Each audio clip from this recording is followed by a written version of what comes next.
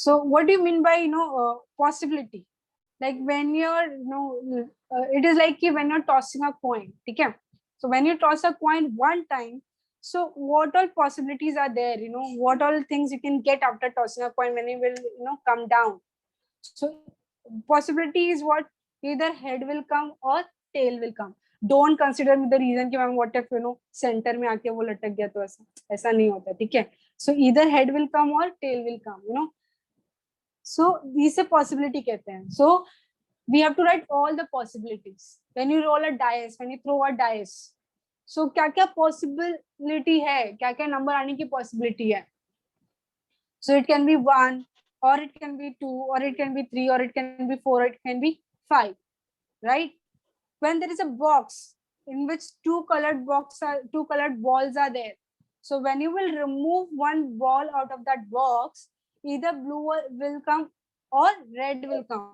यही दो possibility और कोई possibility नहीं है, right? So this is called, so उससे जो सारी possibility हम जिसमें लिखते हैं उसे कहते हैं sample space. क्या कहते हैं उसे? Sample space. Okay. So sample space कहते हैं. Sample space we denote by letter S. इस ये set होता है, इस set में लिखते हैं. इसमें we write all the possible outcomes. Okay. So अभी हमने हमारा experiment क्या था? Random experiment. It is our experiment. ठीक है? EXP लिखा है. And randomly performed. Okay. So this is your randomly experiment. Tossing up a coin 3 times. तो क्या क्या possibility हो सकती है कि tossing a coin 3 times? So पहली बार भी head आया, दूसरी times भी head आया, तीसरी times भी head आया. ये एक possibility है. या फिर क्या हो सकता है? Head, tail. Tails. Head, या tail, फिर head. tails. या tail, head. हाँ. Right. उसके बाद में tail. फिर tail, head. Tail. फिर head, tail. Total 8 possibilities आएंगे मैम. All right. So ये 8 हो गया क्या? Yes. Ma'am, simply can use 2 to the power 3 as 8. Yes, right. That's the formula.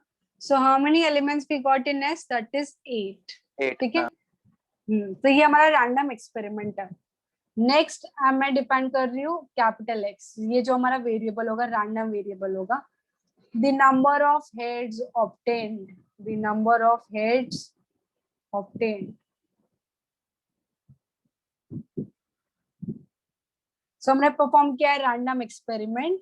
ठीक है, हमने परफॉर्म किया है random experiment. That random experiment is tossing of a coin 3 times. So these are possible outcomes that we write in sample space. Sample space का मतलब सभी बच्चों को पता नहीं होता है एंड तक, जबकि आप स्कूल डेज से पढ़ रहे हो. तो सैम्पल स्पेस में we write all the possible outcome.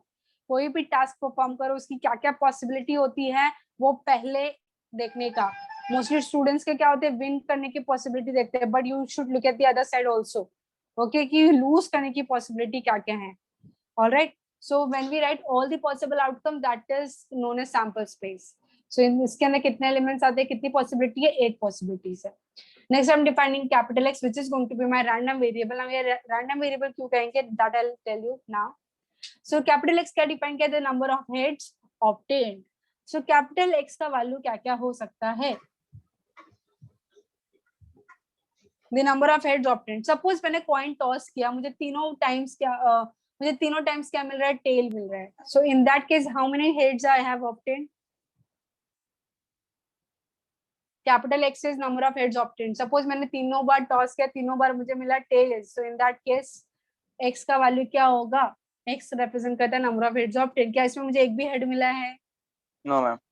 No. तो X का वैल्यू क्या हो जाएगा? 0. सपोज मैंने कॉइन टॉस किया, मुझे मिलता है ये केस आता है, ये एक पॉसिबिलिटी आती है, ये एक पॉसिबिलिटी आती है और एक ये पॉसिबिलिटी आती है. किधर गया ये की? सो ये तीनों ही पॉसिबिलिटी में मुझे कितने हेड्स मिले हैं? एक हेड मिले मैम. तो इसका वैल्यू कितना हो जाएगा? 1. राइट. नाउ सपोज मैंने कॉइन टॉस किया, मुझे ये या इसमें से तीनों में से कोई एक आउटकम आया. तो इन that case, in all the 3 cases मुझे X का वैल्यू क्या हो जाएगा मेरे? It is going to be 2 head हो जाएंगे. Suppose I'm tossing a coin and all the 3 times I'm getting head. So in that case X का value क्या हो जाएगा? 3.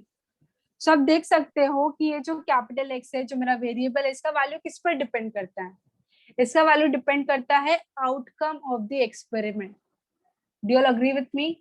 जो आपने एक्सपेरिमेंट परफॉर्म किया है उसका आउटकम के बेसिस पे you are going to decide कि आपका कैपिटल एक्स का वैल्यू क्या होगा। तो इसका वैल्यू क्या होता है, वेरी होता है, देख सकते हैं कि 0 1 2 3 वैल्यू क्या हो रहा है, वेरी होता है, इसलिए वेरिएबल कहलाता है। Since it is of random experiment that is why it is called as random variable. So random variable is a variable whose value depends on the outcome of the experiment. It takes the real value, ठीक है, हमेशा real value लेगा। So it is you can say a random variable is a function. Random variable is a function जिसका domain क्या रहता है, sample space, because sample space के basis पे you decide ना, मतलब outcome के basis पे you decide ना किसका value क्या होगा, yes or no? So random variable क्या रहेगा, it will take the input, suppose ये sample space में हम क्या लिखते हैं, all the possible outcomes। तो अगर ये outcome आया, suppose all the times I'm getting head, so in that case x की value क्या लेगा, 3। suppose I'm getting outcome, sample space में we write all the possible outcomes, suppose मुझे outcome आता है HHT, तो in that case x value क्या return करेगा, 2। so this is how it goes। suppose I'm getting all the times tails, so in that case x का value क्या देगा आपको, 0 देगा। So capital X is a random variable. Random variable is a function from sample space to real number, real value function. Okay. So it takes so depending on the outcome of the experiment, random variable का value पता चलता है कि what value it is going to take. So simply अगर बताओ तो random variable is a variable whose value depends on the outcome of the experiment. All right. अभी student suppose, तो ये कितने वैल्यूज ले रहा था, ये तो एक रैंडम एक्सपेरिमेंट लिया था just to make you understand. तो कितने वैल्यूज ले रहा है, इधर 4 वैल्यूज ले रहा है। सो ये 4 वैल्यूज को हम ऐसे डिनोट करते हैं, x1 x2 x3 and x4। तो इन जनरल जब हम लिखेंगे ना, let capital X be a random variable taking value, random variable which takes value x1, x2, x3 and so on till xn। ये इसका मतलब समझेगा ना फिर आपको, मतलब कैपिटल X का ये जो कैपिटल X इधर जो वैल्यू ले रहा था 0 1 2 3 that we are denoting by x1 x2 x3 and x4। तो whenever we will write in general, so in general हम ऐसा लिखेंगे बार बार, let capital X be a random variable which takes the value x1 x2 x3 and so on till xn। इसका क्या मतलब है कि कितने वैल्यूज हो गए x1 से लेकर xn तक, n values, it is taking n values, ठीक है। so it is taking n values। अभी हर एक वैल्यू का आपको क्या निकालना पड़ेगा, probability. Alright, so probability of getting x1 कितना है, what is the probability of getting x2 कितना है, what is the probability of getting x3 कितना है। सो इसे हम कहते हैं प्रोबेबिलिटी डिस्ट्रीब्यूशन। क्या कहते हैं इसे बच्चों, probability distribution. For example, let us understand for this case only. So I want probability of getting 0. What is the probability of me getting 0? 0 कौन से केस में आएगा, x का वैल्यू 0 कब होगा, जब मुझे हर एक बार क्या मिलेगा, हर एक टॉस में मुझे क्या मिलेगा, tails। So there's only one possibility me getting 0 ना, there's only one possibility getting all the 3 times tails, so that is 1 upon total number of outcomes, 1 upon 8।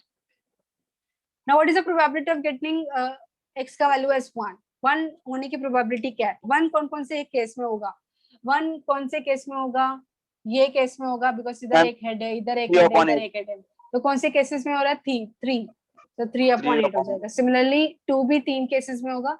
And what is the probability of getting 3, मतलब all the times head, that is only 1 upon। So this is how we find out the probability. Understood, ऐसे कहते हैं probability distribution. याद रखो probability of each value कौन से range में रहता है, हम it lies always between 0 to 1, ना 0 से छोटा होगा ना तो 1 से बड़ा होगा। The maximum probability can be 1 and the minimum probability can be 0। So when I am saying ना कि अरे तेरे पास होने की प्रोबेबिलिटी 0 है, मतलब क्या, there is no chance of you getting pass. If I am telling you ना कि अरे तेरे पास होने की प्रोबेबिलिटी, तेरे टॉप करने की प्रोबेबिलिटी तो मैक्सिमम है, 1 है, दैट मीन्स कि कोई कॉम्पिटिटर नहीं है उसका, उसको 100% he is going to score, he is going to be rank holder। okay, so the maximum probability can be 0 or the minimum probability can be 0 and the maximum probability can be 1। और उसके बीच में भी probability हो सकती है, like when I will say ना there is chances 50-50% है, मतलब there is a chance of winning that particular thing is 50, मतलब 50% चांस है जीतने के, तो 50% चांस है लूज होने के भी। So this is how you talk in terms of probability। हम बहुत ही मैथमेटिक्स बहुत ही ऐसे डेली रूटीन में यूज करते हैं, बट पता नहीं क्यों आप लोगों को मैथ्स डिफिकल्ट लगता है। एंड ये फर्स्ट कंडीशन है। And the second one is that कि when you will add all the probabilities, capital X जितने वैल्यूज ले रहे हैं हर एक की प्रोबेबिलिटी निकाला. When you will add all the probability, answer is going to be answer. When you will add all the probability, answer is going to be 1. So One, these ma'am. are two. So these are two condition for a probability, that when you will add all the probability, the total probability is going to be 1, and each probability should lie between 0 to 1. So that's it for the day. Thank you, kids.